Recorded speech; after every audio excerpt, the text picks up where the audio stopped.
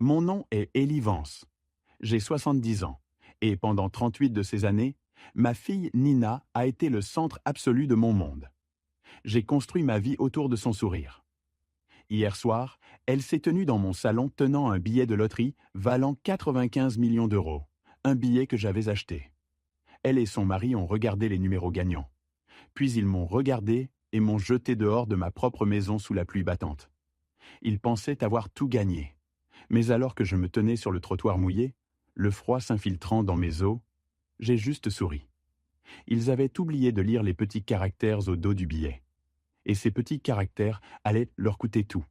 L'air du salon était épais de l'odeur de vieux papier, de tissus usés et du parfum sucré et faible des gardénias que ma défunte femme Laurette cultivait près de la fenêtre. C'était un silence confortable, le genre qui s'installe dans une maison au fil des décennies. J'étais assis dans mon fauteuil, celui avec l'empreinte permanente parfaitement moulée à mon dos, son cuir usé aussi familier que ma propre peau. À la télévision, la voix de l'animateur du loto était artificiellement joyeuse, un son lisse et poli qui n'appartenait pas à notre monde tranquille. Nina était perchée sur le bord du canapé, son corps tendu comme un ressort. Elle tenait le petit bout de papier dans sa main, comme si c'était une relique sacrée. Son mari Derek se tenait derrière elle, sa main sur son épaule, ses jointures blanches. Il fixait l'écran avec une fin brute que j'avais déjà vue, généralement quand il regardait une nouvelle voiture ou une montre chère qu'il ne pouvait pas se permettre. L'animateur annonça les numéros un par un. 23, l'anniversaire de Laurette. 8, le mois de notre mariage. 16, 41, 52, tous correspondants. Puis le numéro chance, 6, 95 millions d'euros. Un cri de triomphe déchira la gorge de Nina. Derek rugit, levant le poing en l'air. Ils s'effondrèrent dans les bras l'un de l'autre, criant et riant.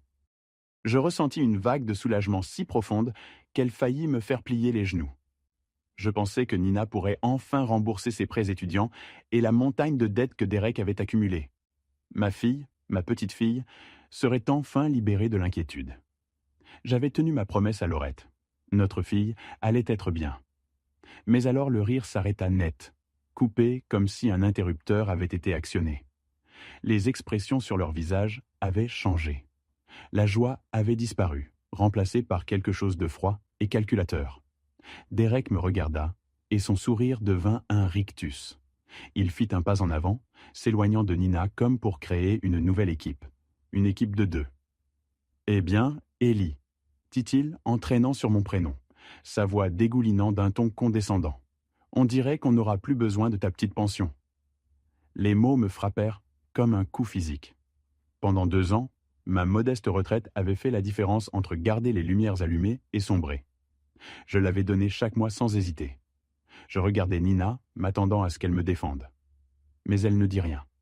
Elle me fixait, ses yeux durs comme des pierres polies. « Papa, dit-elle, sa voix plate et froide. On a besoin d'espace. On va recevoir des invités importants maintenant. Des conseillers financiers, des avocats. Il est temps que tu trouves ton propre endroit. Mon propre endroit. Nina, c'est ma maison, dis-je, ma voix rauque d'incrédulité. La maison que j'ai construite avec ta mère. Les planchers qu'on a posés de nos propres mains. Derek laissa échapper un rire court et laid. Plus maintenant, vieux, ricana-t-il. Tu as signé l'acte de propriété à Nina l'année dernière quand tu as eu cette alerte cardiaque. Tu te souviens? Le notaire t'a dit que c'était une mauvaise idée, mais tu as insisté. C'est notre maison maintenant, légalement. Le souvenir me frappa. L'étude notariale stérile, le stylo dans ma main tremblante après que mon cœur m'avait donné un avertissement. Nina avait pleuré, disant que ce n'était qu'une formalité pour éviter les complications de succession. Je l'avais cru. J'avais signé le travail de ma vie par amour, et ils utilisaient maintenant cet amour comme une arme. Derek disparut dans ma chambre et revint tenant le vieux sac de toile que j'utilisais pour la pêche. Il le jeta à mes pieds. Quelques chemises, un pantalon usé et mon nécessaire de rasage débordaient du haut. « Voici tes affaires, dit-il, sa voix plate et finale. On n'a plus besoin de ta charité. Dégage. » Il attrapa mon bras et me tira vers la porte. Je regardai Nina une dernière fois. Elle fixait le papier peint, sa mâchoire serrée, incapable de croiser mon regard. Elle était une lâche. La porte s'ouvrit et l'air humide de la nuit s'engouffra. Derek me poussa dehors et la porte claqua. Le clic du verrou résonna comme une sentence définitive. Je me tenais là sous la brune froide, le sac de toile à mes pieds. Par la fenêtre, je pouvais les voir bouger à l'intérieur, déjà au téléphone, planifiant leur nouvelle vie sur les ruines de la mienne. La pluie froide portait avec elle les fantômes du passé. Je vis le visage pâle de Laurette sur son oreiller d'hôpital. « Promets-moi, Élie, avait-elle chuchoté, prends soin de notre fille. Toujours. »« Je promets, avais-je dit. Je me vis à l'aciérie, la chaleur brûlante du four sur mon visage. Je me vis poussant une serpillière dans des couloirs vides à 2 heures du matin, mon dos hurlant en protestation. Tout cela pour les études de Nina. Je me souviens du jour où j'avais vendu ma collection de disques de jazz pour aider Derek à rembourser une dette de jeu. Chaque sacrifice que j'avais fait, chaque acte d'amour avait été utilisé pour paver la route vers ce moment. Moi debout seul sous la pluie, jeté comme un déchet. Mais alors quelque chose changea. La pluie froide ne fut plus une source de misère. Elle clarifiait. Elle lavait le brouillard du choc et du chagrin. Ils pensaient que j'étais un vieil homme faible à jeter. Ils avaient oublié qui j'étais. J'étais Élie Vance. J'avais travaillé dans une aciérie pendant 40 ans, transformant du minerai brut en acier incassable. J'avais affronté des contremaîtres, remboursé des dettes et enterré l'amour de ma vie. J'étais un survivant, et j'étais un homme qui tenait ses promesses. Ma promesse à Laurette était de prendre soin de notre fille. Et je réalisais que parfois, prendre soin de quelqu'un signifie lui enseigner une leçon si tranchante qu'elle remodèle son âme même. Je redressai mon dos, la douleur dans mes articulations momentanément oubliée. Je sortis mon vieux téléphone à clapet et parcourus mes contacts. Marcus, mon plus vieil ami, mon frère de la série. Mon doigt pressa le bouton d'appel. Le téléphone sonna 3 fois. Marcus répondit, sa voix rauque comme du gravier. « Élie, ça va? Il est tard. »« Marcus, c'est Élie. On a une situation. Les numéros sont sortis. » Un silence stupéfait. « Tu veux dire? Tous? »« Tous. Le loto. 95 millions. » Un sifflement bas traversa le téléphone, suivi d'un cri de joie. « Bon sang, Élie, on l'a fait. 15 ans. On a enfin gagné. » Son excitation était un rappel douloureux de la joie que j'avais ressentie 1 heure plus tôt. Je le laissai savourer son moment avant de le ramener sur terre. « Marcus, dis-je, coupant sa célébration. Il y a un problème, un gros. Nina et Derek. Ils m'ont mis dehors. Ils essaient de réclamer tout le prix pour eux. » La joie dans sa voix disparut, remplacée par un calme froid et dangereux. J'expliquai tout. L'annonce à la télé, le changement soudain dans leurs yeux, l'acte de propriété, le sac jeté à mes pieds. Je présentai les faits, un détail brutal après l'autre. Marcus était la première personne que j'avais rencontrée à l'aciérie il y a 45 ans. Notre amitié n'était pas construite sur de jolis mots. Elle était forgée dans la chaleur du four, dans la compréhension partagée qu'on avait toujours le dos de l'homme à côté de soi. C'était le fondement de la confrérie du quart, commencé il y a 15 ans quand 12 d'entre nous, tous vétérans du quart de nuit, avions décidé de mettre notre argent en commun pour le loto. 2 € par semaine de chaque homme. Nous avions un accord formel, un document simple rédigé par le neveu de l'un des gars, que nous avions tous signé et fait notarier. Il me nommait fiduciaire, celui qui achèterait le billet et gérerait le petit compte bancaire que nous avions créé. C'était un pacte, une continuation du lien forgé au fil de décennies de travail partagé. Finalement, Marcus parla, sa voix froide comme l'acier. « Ce Derek, dit-il lentement, je ne l'ai jamais aimé, toujours eu les yeux d'un serpent. Mais Nina, la fille de Laurette, je n'arrive pas à y croire. » Il fit une pause. « Ils ont choisi les mauvais vieux pour jouer avec Élie. Ils pensent pas qu'on est juste des retraités cassés. Ils ont oublié ce qu'on faisait dans la vie. On a passé notre vie à prendre la pression et la chaleur et à les transformer en quelque chose qui pouvait construire des villes. » Une petite mesure de chaleur revint dans ma poitrine. Je n'étais plus seul dans la pluie. « Qu'est-ce qu'on fait, Marcus ?»« Première chose, dit-il, sa voix maintenant nette et professionnelle. Tu viens chez moi, je vais mettre le café. Deuxièmement, on n'appelle pas Nina. On ne dit pas un mot. On les laisse penser qu'ils ont gagné. Et troisièmement, demain matin, tu vas passer un autre coup de fil. Pas à eux, pas à la Française des Jeux. Tu vas appeler Amani Carter. Qui c'est? La petite fille de James Carter, expliqua Marcus. James était un autre membre de notre confrérie, un homme tranquille qui avait travaillé au GRU. Elle est avocate. Pas une de ces avocates tape à l'œil, la vraie affaire. On l'appelle un requin. Et c'est exactement ce qu'on a besoin quand il y a du sang dans l'eau. Le lendemain, je me retrouvais dans un monde à des années-lumière de mon salon. Le bureau d'Amani Carter était au centre de Lyon, dans une tour de verre élancée qui semblait gratter le ciel. Amani Carter elle-même était une force de la nature. Elle ne devait pas avoir beaucoup plus que Nina, mais elle se tenait avec une autorité absolue. Vêtue d'un tailleur bleu marine impeccable, cheveux tirés en chignon sévère, elle se déplaçait avec une grâce rapide et efficace. Quand elle me serra la main, sa poigne était ferme. Ses yeux étaient ce qui me frappa le plus, sombres, intelligents et ne rataient rien. « Monsieur Vance, dit-elle sans préambule, Marcus Carter m'a donné les bases. Maintenant, racontez-moi tout, du début. N'omettez aucun détail. » Je racontai l'histoire. Cette fois, sous son regard intense et concentré, l'histoire perdit son poids émotionnel et devint une séquence d'événements, une collection de faits et de preuves. Je lui parlais de la confrérie du quart, de l'accord notarié, du petit compte bancaire dédié. Je lui parlais de la signature de l'acte de propriété à Nina, des mots exacts que Derek avait utilisés quand il m'avait jeté dehors. Elle écouta sans m'interrompre, les doigts joints sous son menton. Elle ne prit pas une seule note, mais je savais qu'elle enregistrait chaque mot dans son esprit. Quand je terminais, elle resta silencieuse un long moment, les yeux fixés sur la ville en contrebas. Finalement, elle se retourna vers moi, et pour la première fois, je vis une lueur de quelque chose au-delà du détachement professionnel. C'était une colère froide et contrôlée. « Monsieur Vance, commença-t-elle, sa voix calme et précise. Ce que votre fille et son mari ont fait est moralement méprisable. C'est une trahison d'une nature pour laquelle le droit n'a pas de langage. » Elle fit une pause. « Mais ce n'est pas ce qui m'intéresse. Ce qui m'intéresse, c'est que leurs actions sont aussi légalement catastrophiques pour eux. Ils nous ont offert un cadeau. » Elle se pencha en avant, son expression intense. « L'avidité rend les gens stupides, monsieur Vance. Et votre gendre en particulier semble exceptionnellement stupide.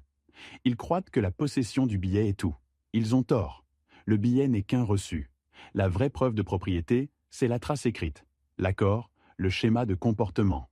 Et vous avez tout cela. » Une lueur d'espoir commença à poindre dans ma poitrine. « Alors, on peut les combattre ?»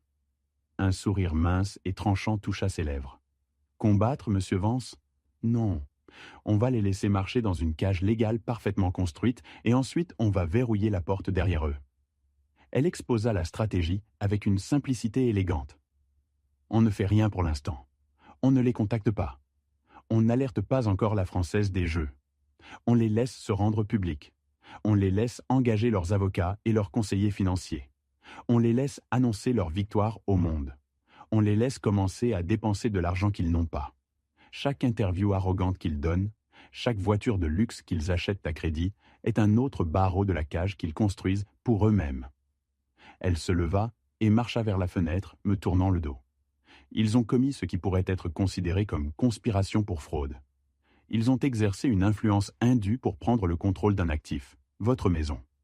Et ils tentent d'escroquer 11 autres personnes de leurs gains légitimes. Au bon moment, on présentera nos preuves, non pas à eux, mais directement à la commission de la Française des Jeux. On gèlera le billet et ensuite on dictera les termes de leur reddition. » Elle se tourna pour me faire face, ses yeux brillants d'une intelligence féroce. « Alors pour l'instant, monsieur Vance, vous rentrez chez Marcus. Vous vous reposez. Vous me laissez, moi et mon équipe, rassembler les preuves. On a besoin de l'accord notarié original, des relevés bancaires de votre compte commun et des images de vidéosurveillance du bureau de tabac où vous avez acheté le billet. Laissez-les faire leur fête. Plus la célébration est grande, plus dure sera la chute. » La semaine qui suivit fut l'une des plus calmes de ma vie. Je tombais dans une routine simple chez Marcus. Nous nous réveillions tôt, buvions du café sur sa terrasse pendant que le soleil se levait, et parlions de tout et de rien. Pendant ce temps, Nina et Derek construisaient leur propre catastrophe. Amani avait eu raison. L'avidité les avait rendus non seulement stupides, mais bruyants. Nina, qui avait toujours été une personne privée, avait soudain une présence massive sur les réseaux sociaux. Ces pages, autrefois remplies de photos de fleurs de notre jardin, explosèrent avec un torrent d'excès nauséabonds. La première photo les montrait devant ma maison tenant des flûtes de champagne. À notre nouvelle vie, de grandes choses à venir. Ma maison, il l'appelait la leur sans une once de honte. Le lendemain, une photo d'une toute nouvelle décapotable rouge cerise apparut. Derek s'appuyait contre elle, portant des lunettes de soleil et un sourire narquois. Nina était au volant, envoyant un baiser à la caméra. Fini l'ancien. Place au nouveau Benny gagnant loto. Il y eut des vidéos d'eux visitant un manoir monstrueux et vide, parlant de où ils mettraient le home cinéma et la cave à vin. Des photos dans les restaurants les plus chers de la ville. Nina drapée dans des vêtements de créateurs que je ne reconnaissais pas. Le pire fut la fête. Ils organisèrent une fête massive de gagnants du loto dans mon jardin. Mon jardin où j'avais appris à Nina à faire du vélo, où les roses primées de Laurette fleurissaient toujours. Je vis les photos en ligne, postées par leurs soi-disant amis. Des dizaines d'étrangers piétinant l'herbe, renversant des boissons sur la terrasse que j'avais construite de mes propres mains. Chaque publication était un nouveau coup de douleur, mais je me forçais à regarder. L'équipe d'Amani sauvegardait chaque image, chaque commentaire vantard, chaque reçu numérique. Ils écrivent nos arguments juridiques pour nous, monsieur Vance, avait-elle dit, sa voix froide et satisfaite au téléphone. Soyez juste patient. Pendant qu'ils faisaient la fête, Marcus et moi travaillions. Notre premier arrêt fut une petite agence de crédit mutuel. Dans un coffre-fort poussiéreux, qui n'avait pas été ouvert depuis 10 ans, se trouvait le cœur de notre dossier. L'accord officiel de la confrérie du quart pour le loto. C'était un document simple, juste 3 pages dactylographiées sur un vieux traitement de texte, mais chaque détail était là. Les noms des 12 membres fondateurs, les règles du pool, la déclaration claire et sans ambiguïté que tous les gains seraient saupartagés également. Et en bas, 12 signatures, certaines nettes, certaines à peine lisibles, toutes témoignages d'un lien forgé dans la sueur et l'acier. À côté de chaque signature se trouvait le tampon d'un notaire public, daté d'il y a 10 ans. C'était parfait, inattaquable. Marcus regarda le papier, puis moi, et un sourire lent et sombre s'étala sur son visage. « Ça, dit-il en tapotant le document d'un doigt épais, c'est le marteau. » Notre tâche suivante fut de rassembler les clous. Nous retournâmes chez Marcus et nous assîmes à sa table de cuisine. Je me connectai au portail en ligne de notre compte bancaire partagé. Le fonds de la confrérie, on l'appelait. L'écran cligna, montrant un historique aussi régulier et fiable que les hommes qui l'avaient construit. Pendant 15 ans, le même schéma se répétait. Chaque semaine, 11 dépôts de 2 € chacun. Et chaque semaine, un retrait de 24 € fait avec la carte de débit que je gardais dans une fente spéciale de mon portefeuille. Nous imprimâmes tout, page après page d'historique méticuleux et immuable. C'était une tapisserie numérique de notre loyauté. La pièce finale du puzzle fut la plus cruciale. Nous devions prouver que notre argent avait acheté ce billet. Nous conduisîmes jusqu'au petit bureau de tabac au coin de la rue Elm et de la 7e, l'endroit où j'avais acheté nos billets chaque vendredi pendant les 5 dernières années. Le propriétaire, un homme nommé Monsieur Kim, que je connaissais depuis des années, leva les yeux de son journal et sourit. « Ellie, content de te voir. Tu veux tes numéros habituels ?» Je souris en retour. « Pas aujourd'hui, David. Aujourd'hui, j'ai besoin d'un service. » J'expliquai la situation, gardant ma voix basse. Son expression amicale se durcit. C'était un petit commerçant qui comprenait l'importance de l'honnêteté et de la confiance. « Ces nouveaux riches », marmonna-t-il en secouant la tête. Aucun respect. Il nous mena à un petit bureau encombré à l'arrière où un moniteur de télévision affichait une grille d'images floues en noir et blanc de ses caméras de sécurité. Il rembobina les images jusqu'à la semaine précédente. Et me voilà, un vieil homme légèrement voûté dans une veste usée. Je me regardais m'approcher du comptoir, saluer M. Kim et faire glisser la carte de débit de la confrérie dans la machine. L'angle de la caméra était parfait. On pouvait clairement voir la carte, la machine de loterie et le billet s'imprimant.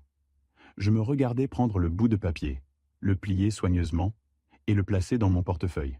« Tu peux me faire une copie de ça, David ?» demandai-je. Il hocha la tête. « Pour toi, Ellie, n'importe quoi. » Il téléchargea le fichier sur une petite clé USB et me l'attendit. Nous avions maintenant tout, le marteau, les clous et le plan du crime. L'appel vint un jeudi après-midi. Je voyais le nom d'Amani Carter sur l'écran. « Monsieur Vance », dit-elle, et je pouvais entendre le sourire dans son ton. Les poissons ont mordu à l'hameçon. Elle me raconta toute l'histoire plus tard ce soir-là. Selon Amani, Nina et Derek avaient enfin fait leur mouvement. Ils avaient engagé leur propre avocat, un personnage tape à l'œil, avec un costume bon marché et un sourire trop confiant dont le nom était Barry. Ils avaient pris rendez-vous avec la commission de la Française des Jeux pour ce matin-là. Amani peignit une image vivante. Nina et Derek étaient arrivés au siège de la loterie comme s'ils étaient la royauté. Lui dans un costume neuf un peu trop serré. Elle portant une robe flamboyante et des lunettes de soleil si grandes qu'elles couvraient la moitié de son visage. Ils furent accueillis dans le hall, non pas par une équipe de relations publiques, mais par une femme au visage sévère en tailleur gris qui se présenta comme la directrice des affaires juridiques de la commission. Elle ne sourit pas. Elle les conduisit au-delà de la salle de presse lumineuse, le long d'un long couloir silencieux, et dans une salle de conférence sans fenêtre. Amani l'appela « la salle des mauvaises nouvelles ». À l'intérieur, les attendaient 2 autres personnes, la directrice et un homme qu'elle présenta comme le conseiller juridique principal de la commission. Il n'y avait pas de chèque géant, pas de ballon, juste une carafe d'eau et un épais dossier juridique d'aspect menaçant sur la table. La directrice commença, sa voix un monotone plat. « Merci d'être venu, mademoiselle Vance. Monsieur Henderson, nous avons reçu votre demande préliminaire pour le jackpot de 95 millions d'euros. » Derek se pencha en avant, son sourire confiant revenant. « C'est nous, prêts à lancer le spectacle. » La directrice le fixa simplement, son expression ne changeant pas. Elle ouvrit le dossier devant elle. « Malheureusement, continua-t-elle, sa voix dépourvue de toute excuse, nous ne pourrons pas traiter votre demande pour le moment. À partir de 9 heures hier matin, une injonction légale a été déposée contre ce numéro de billet spécifique. L'argent du prix a été officiellement gelé. » Amani décrivit le changement dans l'atmosphère de la pièce comme instantané. Nina devint pâle sous son maquillage. Le sourire de Derek disparut, remplacé par une expression d'incrédulité. « Gelé ?» balbutia-t-il.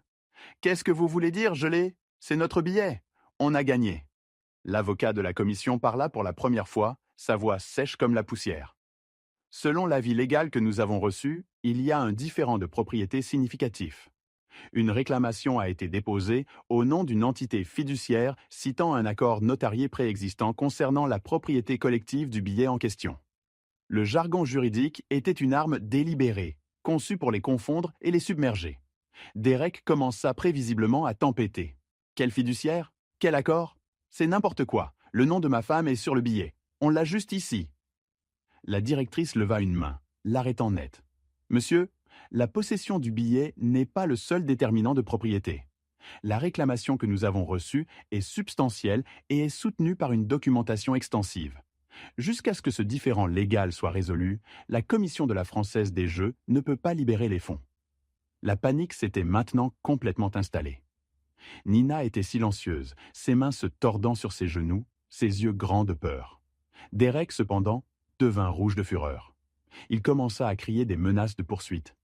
L'avocat de la commission attendit simplement qu'il finisse, son expression d'un ennui profond.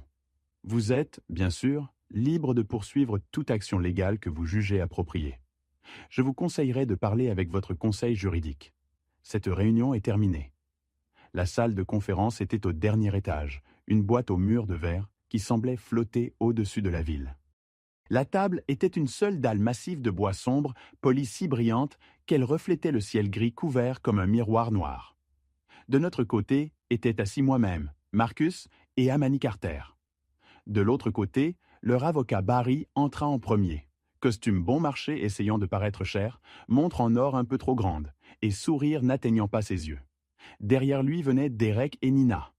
Derek avait la poitrine gonflée, essayant de projeter un air d'indignation vertueuse, mais ses yeux scrutaient nerveusement la pièce. Il ne pouvait pas tout à fait croiser mon regard. Puis je vis ma fille. Mon cœur fit un bond douloureux. Elle paraissait petite. La robe de créateur qu'elle portait semblait l'avaler entière. Son visage était pâle, ses yeux ombragés d'une peur qu'elle essayait désespérément de cacher. Pendant un instant fugace, je vis la petite fille qui courait vers moi quand elle avait peur. Puis elle regarda Derek, et le masque de défi se remit en place. Ils prirent leur siège en face de nous. La vaste étendue de bois poli entre nous ressemblait à un gouffre, un canyon creusé par la trahison. Barry commença sans préambule, sa voix forte et théâtrale. « Bon, allons droit au but. Mes clients, Nina Vance et Derek Henderson sont les propriétaires légitimes et uniques d'un billet de loto gagnant. Nous sommes ici aujourd'hui par courtoisie pour mettre fin à cette réclamation ridicule et sans fondement. Franchement, c'est une honte. Il se pencha en avant, pointant un doigt vers moi. Monsieur Vance, bien que nous apprécions que vous puissiez vous sentir en droit à une partie de la bonne fortune de votre fille, ce sentiment ne crée pas une réalité juridique. Le fait est simple. Le fait est indiscutable. Le nom de mademoiselle Vance est sur le billet. Elle est la propriétaire légale. Point final. Cette histoire de... quoi? Une confrérie? Il ricana, un son laid et condescendant. C'est une tentative pathétique et transparente d'extorquer de l'argent à une fille aimante. Nous sommes prêts à offrir un petit règlement unique pour faire disparaître tout ça. Acceptez-le, ou nous vous verrons au tribunal, où non seulement nous gagnerons, mais nous vous poursuivrons pour poursuite malveillante. Il se rassit, l'air suffisant, comme s'il venait de porter un coup fatal. Pendant tout son discours, Amani Carter était restée parfaitement immobile, les mains posées sur le dossier fermé devant elle. Elle l'avait laissé parler, le laissait construire sa propre potence. Quand il se tut enfin, elle ne répondit pas immédiatement. Elle laissa le silence s'étirer, laissa ses mots arrogants pendre dans l'air et pourrir. Puis elle bougea. Lentement, délibérément, elle ouvrit le dossier. « Merci pour votre évaluation, maître Barry, » dit-elle, sa voix douce, mais portant un tranchant d'acier froid. « Maintenant, permettez-moi de vous présenter la réalité juridique actuelle. » Elle fit glisser un document sur la table polie. C'était l'accord notarié original de la confrérie du Quart.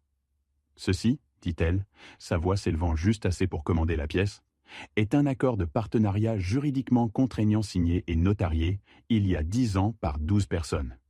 Il établit une fiducie formelle, bien que non incorporée. Il stipule explicitement que tous les gains de loterie achetés avec les fonds de la fiducie sont la propriété collective de tous les 12 membres, à partager également. » Barry le prit, son expression confiante vacillant en voyant les signatures, le tampon du notaire. Derek se pencha par-dessus son épaule, ses yeux parcourant la page, son visage devenant plus pâle à chaque mot qu'il lisait. Amani continua, sa voix implacable.